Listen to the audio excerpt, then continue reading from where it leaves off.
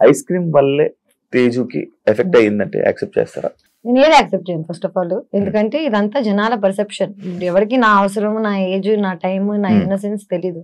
నీకు 21 years ఉండగా నువ్వు ఫస్ట్ మూవీ మహేష్ బాబు, వెంకటేష్, సమంత ఎంత పెద్ద క్రూతో చేసావు. Second movie heart attack, Spain కి వెళ్ళి షూట్ చేశాను. Third movie Kerintha. Fourth movie Ram Gopal Varma నిన్ను యాక్ట్రెస్ చేస్తాడంటే చిన్నప్పటి నుంచి రంగీలా గింగిలా చూసిన అమ్మాయిని నేను నా లైఫ్ మారిపోతుంది అనుకుంటానా అనుకున్నా. అది ఇలా మారుతుంది అనుకోలేదు. కానీ good or bad it was an experience for me. And Ram Gopal Varma లాంటి మనిషితో పనిచేసి ఇంకా ఇన్ని సంవత్సరాలు నేను సర్వైవ్ అవుతున్నానంటే అది నా టాలెంట్ అనే చెప్పుకోవాలి. అండ్ ఆయన he was a genius at one point of time. ఇప్పుడు ఎవరు ఒప్పుకోరేమో because of whatever is happening. Social media అని కాదు, ఆయనే మారిపోయారు. ఆయన పర్సనాలిటీగా ఎవరికి తెలియనప్పుడు డైరెక్టర్ గా తెలిసినప్పుడు ఎవ్రీబడి రెస్పెక్టెడ్. ఇప్పుడు ఆయన పర్సనాలిటీ బయటకు రాగానే nobody is respecting the work he's done, but his work is still the best work that there is. రక్త చరిత్ర, కొన్ని మూవీస్, శివ నీ పేరు సో శివ ఇప్పటికీ their legendary movies. You fail అయినందుకు ఆర్టిస్ట్ అసలు యూజ్లెస్ అని అనుకోవడం తప్పు. నేనేమంటానంటే ఒకప్పుడు సక్సెస్ఫుల్ అయ్యాడు. అదే తేజస్వి 30 ఏళ్ల క్రితం పుట్టుండి రామ్ గోపాల్ వర్మతో పనిచేసి ఉంటే it would be a different story. నేను నవదీప్ ఇద్దరం వెళ్ళి we believed in him, we worked, didn't work out. Okay, కానీ నిజం చెప్పాలంటే నాకు నన్ను జడ్జ్ చేయడానికి 90% దట్ వాజ్ ద రీజన్. ఎందుకంటే ఆయన ఒక ఇది రిలీజ్ చేశాను, నేను సినిమాలో న్యూడ్ అయ్యానని. ఒకవేళ సినిమాలో న్యూడ్ అయినా థియేటర్లో వేయలేం కదా, సెన్సార్ కదా. జనాలకి న్యూడిటీ, బట్టలు తిప్పేస్తున్నావు ఇట్లాంటివి చెప్తూ సో ఇది రామ్ గోపాల్ వర్మ చిన్నప్పుడే క్యాచ్ చేశాడు. ఆయన ఏం చేశాడు, ఆయనకి జనాన్ని ఎలా షేక్ చేయాలో తెలుసు, ఆయన షేక్ చేశాడు. నన్ను మధ్యలో పెట్టుకుని షేక్ చేసినందుకు వల్ల నేను యాజ్ అ పర్సనాలిటీ నేను ఈ రోజు ఇంత స్ట్రాంగ్ అయ్యానంటే నేను చిన్నప్పుడే అది ఎదుర్కోవడం వల్ల. నేను ఇప్పటికీ నేను చేసిన వాటిల్లో ఏది తప్పు అనుకోను, ఏది ఆ స్టెప్స్ లేకపోతే ఈ రోజు నేను ఇలా అయ్యేది. అదే యాక్చువల్లీ ఐస్ క్రీమ్ అనే సినిమా లేకపోతే తేజస్వి లైఫ్ వేరేలా ఉండేది, అబ్సల్యూట్లీ వేరేలా ఉండేది. కానీ ఎవరికి తెలుసు, ఎవడు బతికాడు. ఊకే జనాలు స్టేడియం బయట కూర్చొని అలా కొట్టకుండా ఇలా కొట్టుంటే ఇప్పుడు మ్యాచ్ గెలిచే వాళ్ళని ఇలా 100 చెప్తాడు.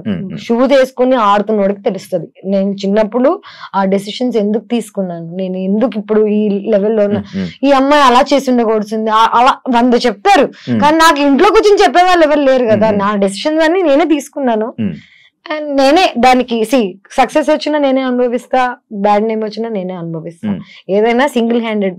గణేష్ ఫస్ట్ టైం కదా బికినీ వేసుకోవడం, ఎందుకు ట్రై చేయాలనిపించింది? ట్రై చేయాలని కాదు, నిజం చెప్పాలంటే ఇప్పుడు దాకా నువ్వే అంటున్నావు నన్ను యాక్సెప్ట్ చేయట్లేదు, బాయ్ ఫ్రెండ్స్ యాక్సెప్ట్ చేయట్లేదు. నిజం చెప్పాలంటే నేను 5 ఏళ్ల క్రితం ఇదే సినిమా ఐస్ క్రీమ్ సినిమాలో షార్ట్స్ వేసుకుని ఆ షార్ట్స్ తీసినందుకు షార్ట్స్ తీయడం అంటే చూపి నీకెందుకు చూసావా ఇలాంటి ఆడియన్స్ కోసమే వాళ్ళని షార్ట్స్ పెట్టింది. సో నేను యాక్చువల్లీ ఎప్పుడు ఎక్స్పోజ్ చేద్దామనో, ఎక్స్పోజ్ చేస్తే నాకు డబ్బులు వస్తాయి, రోల్స్ వస్తాయి, లేకపోతే నేను ఒక లెవెల్కి వెళ్ళిపోతాను ఎక్స్పోజ్ చేస్తే అని ఎప్పుడు చేయలేదు. నేను ఎప్పుడు నాకు నచ్చింది పని డబ్బుల కోసం అనే థాట్ లో తప్ప ఎప్పుడు ఇంకా ఐ డెంట్ థింక్ బియాండ్.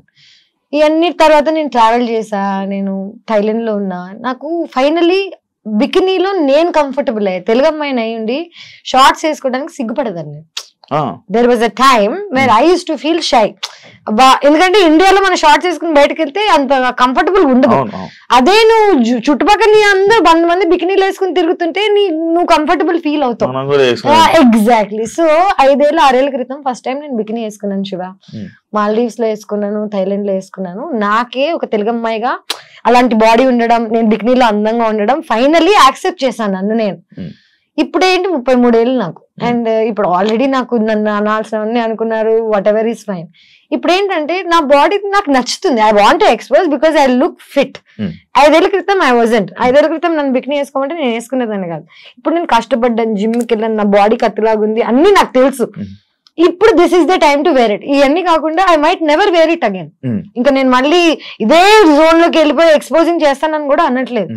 నాకు ఒక ఆపర్చునిటీ వచ్చినప్పుడు యాజ్ అన్ యాక్టర్ నేను ఇది వేసుకోవాలని వేసుకోలేదు, నా సరదా కోసం వేసుకోలేదు. బికినీ వేసుకుని ఇన్స్టాగ్రామ్ లో ఫోటోలు పెట్టలేదు. నేను ఒక షోలో when it was necessary.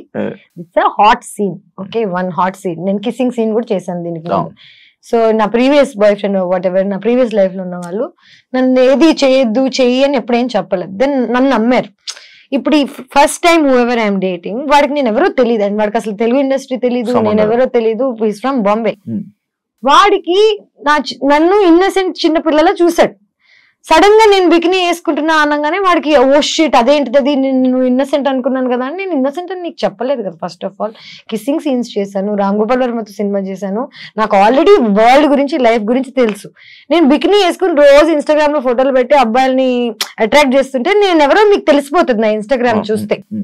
ఒక మనిషి ఏంటనేది చూసి జడ్జ్ చేయగలుగుతారు, పబ్లిక్ ప్రొఫైల్ చూస్తే తెలిసిపోతుంది.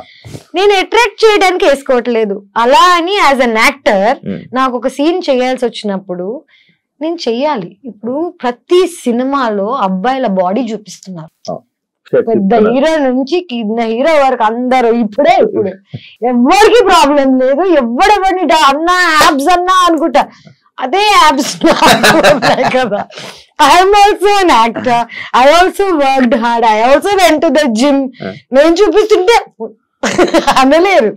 అబ్బాయిల బాడీకి అమ్మాయిల బాడీకి కనిపించేది ఏంటంటే డిసిప్లిన్, వాళ్ళు ఎంత బాగా వర్కౌట్ చేస్తున్నారు, ఏం తింటున్నారు. చాలా మందికి న్యాచురల్ గా ఉంటుంది, నాకు న్యాచురల్ గా లేదు. నేను కష్టపడి ఇన్ని సంవత్సరాలకి 33 ఏళ్ళకి I'm comfortable now and I'm very happily wearing it. But I'm again still judged. ఇప్పటికీ ఎక్కడికి వెళ్ళినా బికిని బికిని అంటారే, ఇంత జీవితంలో ఇంత ముందుకు వచ్చాక మీరు ఇంకా బికిని దగ్గర ఉన్నారా అనిపిస్తుంది. అంటే అది కావాలని పాయింట్ అవుట్ చేసినట్ట. ఎందుకంటే ఈ జనరేషన్ లో బికిని అనేది కామన్. ఇమాజిన్ నువ్వు ఈ జనరేషన్ లో బికినీ ఇస్ కామన్ అంటున్నావు.